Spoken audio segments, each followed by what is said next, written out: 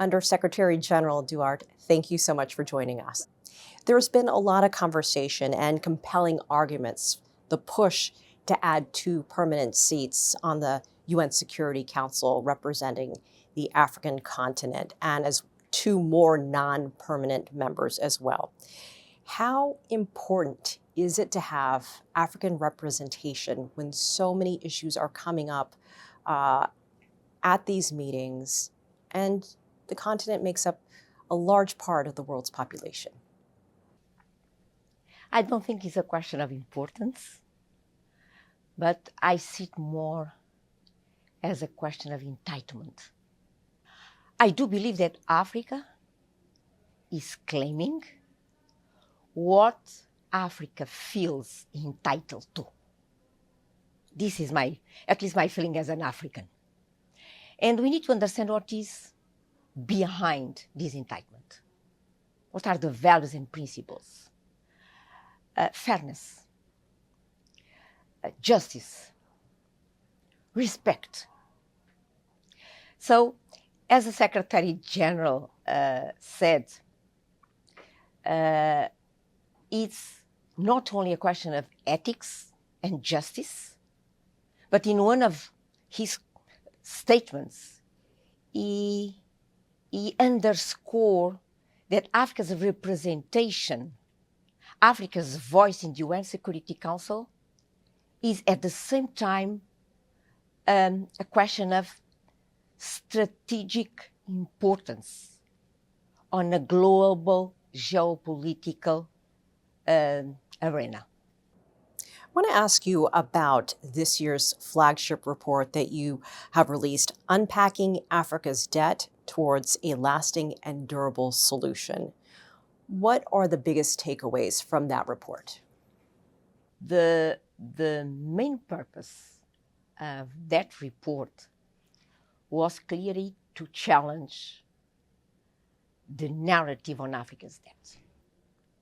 The reason of Africa's debt distress, the root cause, is the fact that Africa does not control its own economic and financial flows. Africa has been captured by a triple paradox in the past 60 years. The financing paradox, where Africa is rich in financial resources, but sometimes in debt distress, allow me to say begging for ODA, but at the same time is losing $500 billion annually. This finance paradox has been feeding another one, the energy paradox. Africa is rich in energy sources. You think about an energy sources, you ask me, I will tell you that Africa has it. But 600 million people have no access to electricity in the 21st century. This energy paradox has been feeding another one, the food systems paradox. Africa is rich in agricultural resources and water, but in permanent food insecurity. So in order to break this triple paradox, we need to start with the financing one. And just break the paradox so that Africa controls its economic and financial flows. You speak about development. I want to touch on your growing tech hubs on the continent. Nigeria being touted as a place where young people can grow their businesses. Talk to us a little bit about the importance of STEM education when it comes to jobs and development on the continent. Africa, as we know, has the youngest population on Earth, and that number is expected to double by 2050. We reach a point in Africa where science, technology, innovation needs to become organic, needs to enter our DNA. The responsibility of the state should be to create a science, technology, innovation ecosystem. With this ecosystem, private sector and civil society should jump and move forward. Do you know what is the best job creator in Africa is not the state, it's not the private sector, it's the youth, African youth. 95% of youth employment are informal employment. So we need to approach this as a mutual responsibility, where a division of labor needs to be decided, so each one understands its role. STEM is a critical piece for the state to build the ecosystem. Without STEM, forget it. I used to say that so far STEM has been serving as a gourmet. No, it should be the main course. We need to scale it up in Africa. We need to increase in a massive way STEM education. Move of this perception of being gourmet, maybe only in private school, and to make it the main course.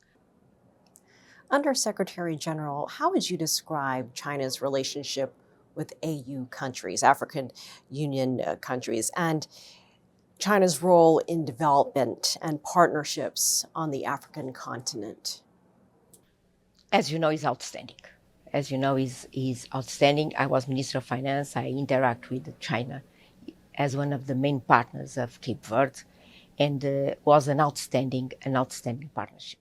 But allow me to take the opportunity of your question to mention the South-South cooperation.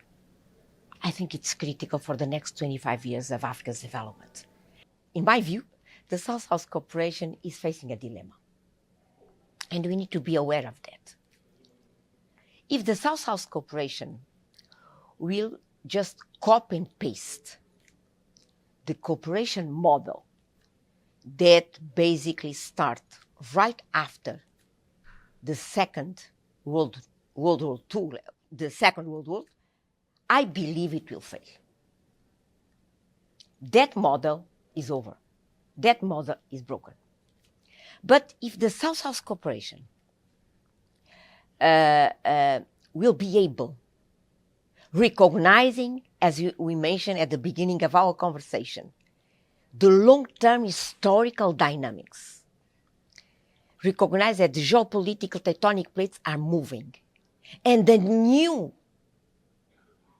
cooperation development model needs to emerge, then the South-South cooperation will succeed.